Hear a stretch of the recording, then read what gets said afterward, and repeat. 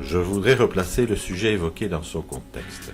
La presse nous a appris qu'un petit garçon, orphelin de mère, est décédé sous les coups de la compagne de son père, malgré le fait que le service de l'aide à la jeunesse a été informé à plusieurs reprises et depuis longtemps de l'incapacité de celui-ci à s'en occuper correctement. Monsieur le député Huggins, vous avez la parole.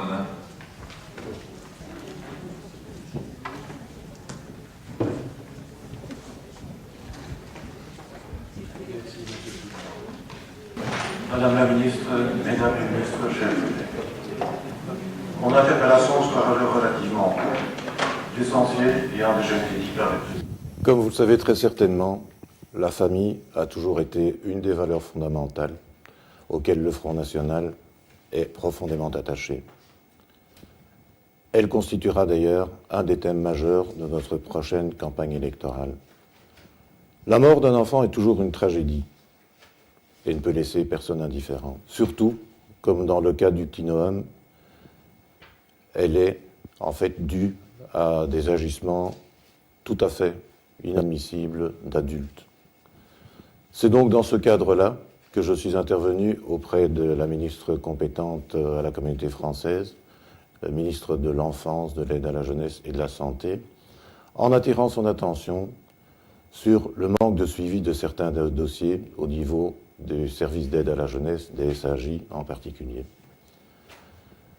Il est clair que dans le cas qui nous préoccupe, il y a eu un dysfonctionnement.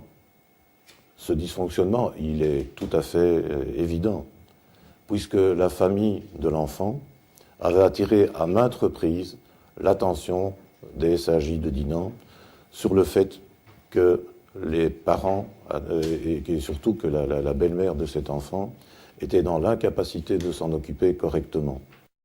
Il est clair aussi que le comportement des adultes n'est pas toujours prévisible.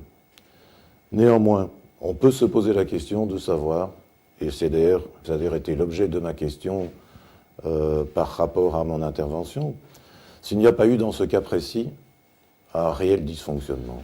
J'ai reçu de la part de la ministre une réponse circonstanciée qui ne me satisfait qu'à moitié, parce que bien évidemment, sa réponse est quand même restée relativement vague et elle ne veut pas trop s'engager, ce que je comprends.